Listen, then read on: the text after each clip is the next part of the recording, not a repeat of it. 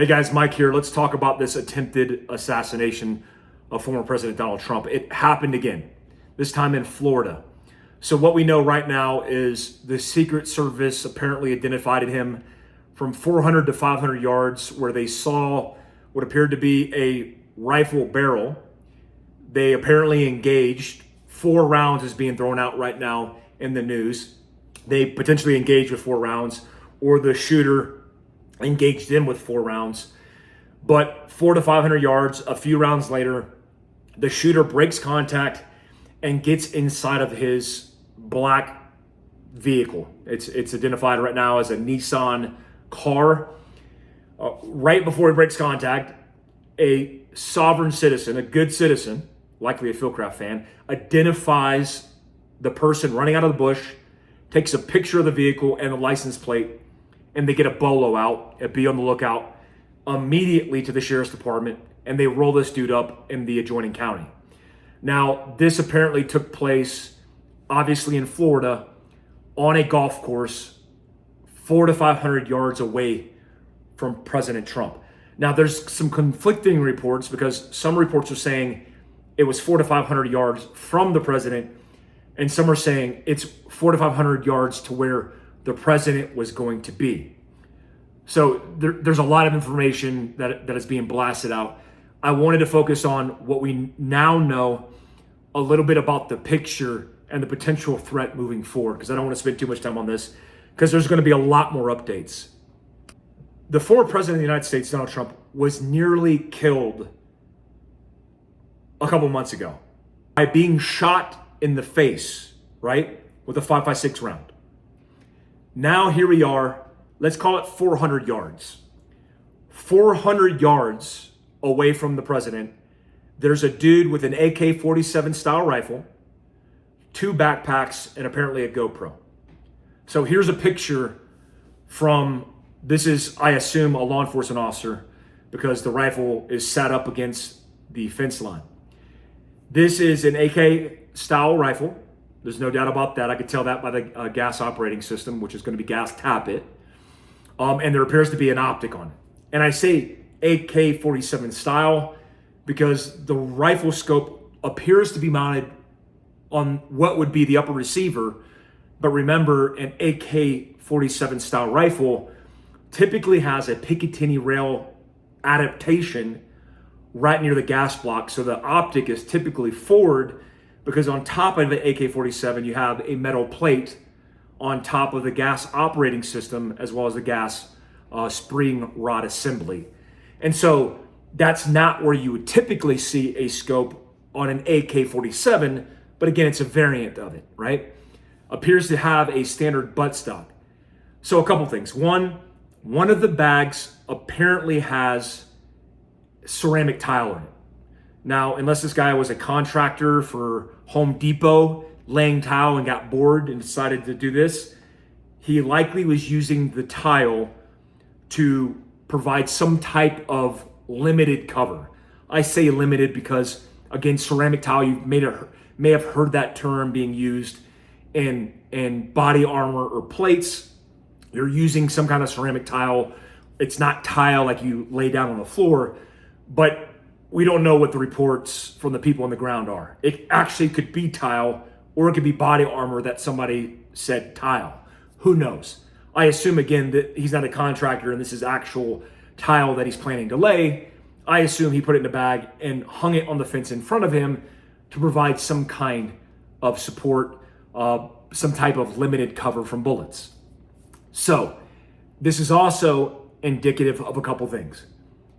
First and foremost, it's indicative that this guy is likely an amateur. I mean, you could buy body armor on Facebook Marketplace. Don't tell Zuck that, but you can buy it on Facebook Marketplace, and it's legal to buy. But if you didn't know really what you were doing, or you wanted to stay under the radar, you might do tile in a bag.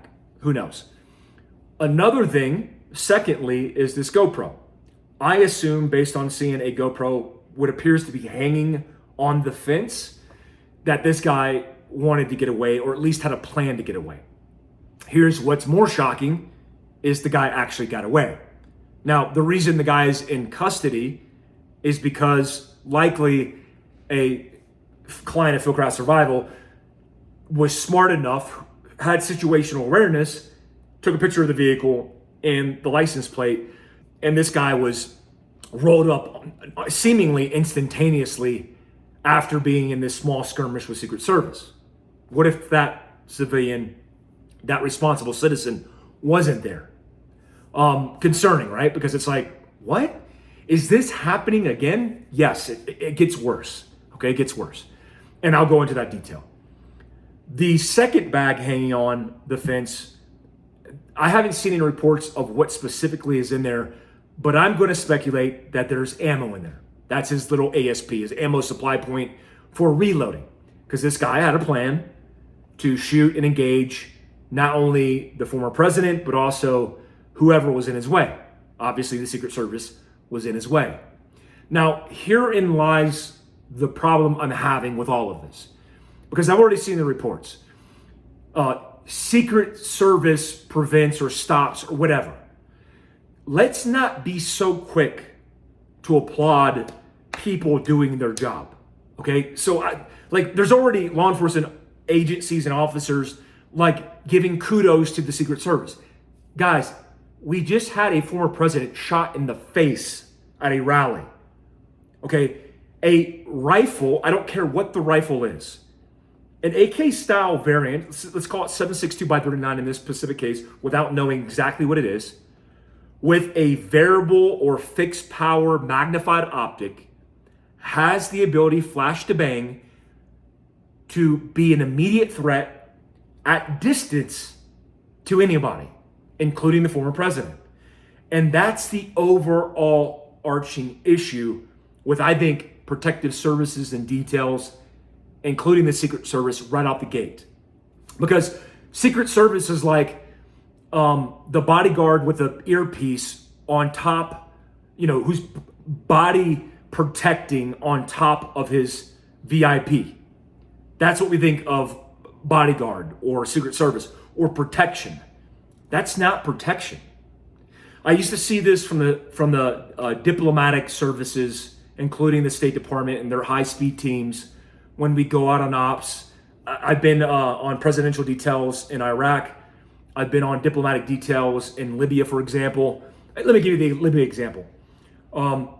Several times they utilized my team because I had a sniper team to provide overwatch and cover at distance for their, at the point, this is post Benghazi, for their charge, Alexander Pope, who's a real big piece of crap, by the way. Let me just caveat that.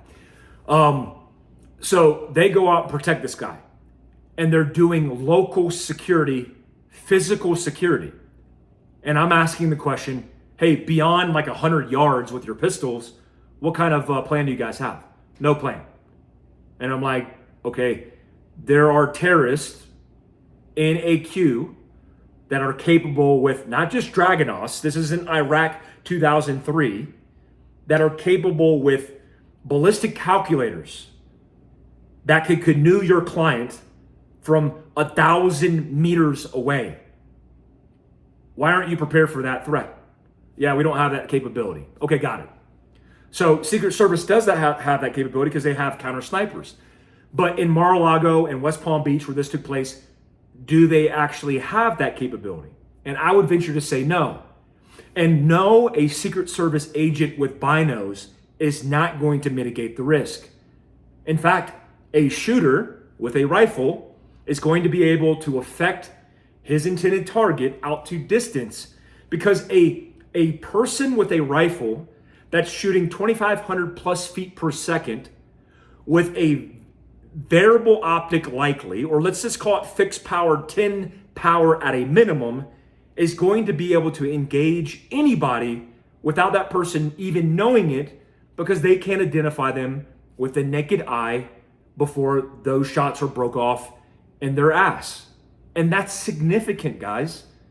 That's the reason why I'm biased because I am a sniper, but that's why I think being a sniper or having that capability is the most dangerous capability in the world. Because it's not only the actual capability, It's the psychological impact it has.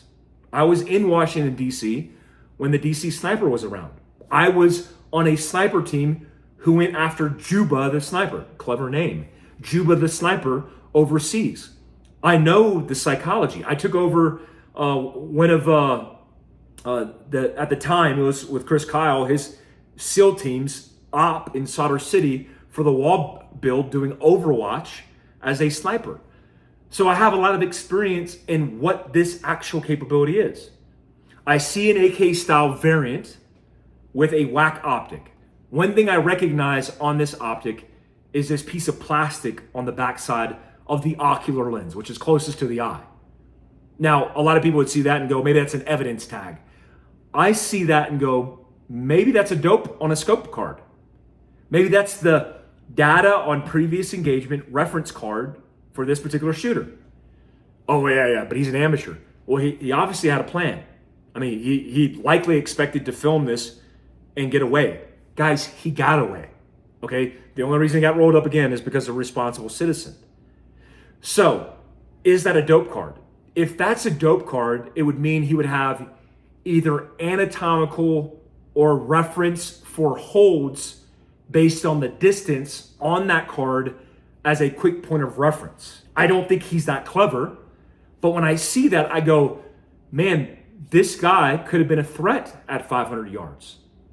I mean, we're talking about a 30 cal potential round that goes transonic way beyond the distance of this, which means it's predictable and consistent.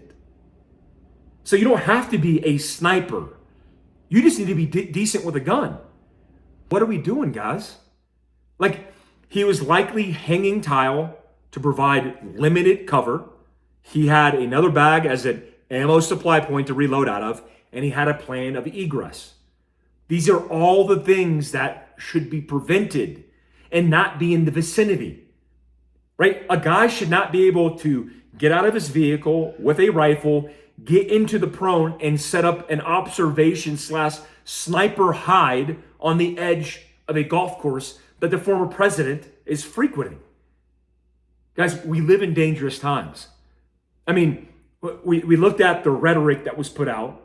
We're making leftist extremists more extreme and more willing to do what they're doing now. The rhetoric comes back 3 or 4 or 5 days later. And in the first presidential debate, they don't even mention the fact that former President Trump was nearly killed. And here we are again. So we'll see it in the news cycle for a couple days, and then it will be forgotten about. Unless it's used as a left-wing talking point for ABC, CNN, NBC, the list goes on. But this is a real threat to the former president of the United States. Trump Jr. is in this associated circle that I'm in. Trump Jr., your father, needs to get private security consultation. You have my cell phone number. Hit me up. There are also a lot of good experts in this field that we need to look at the physical security plans and extend the perimeter beyond the capability of the current capability of bad guys, which is drones, rifles, and 100 other things that we can go over. But it's unacceptable that a person, in this case a suspect, a man, got within 400 to 500 yards of your dad, of the former president, with a rifle with a scope, period. That's unacceptable. This is not a victory by the Secret Service. We'll get into it more, certainly with more information tomorrow. Guys, if you have any questions, leave them in the comments.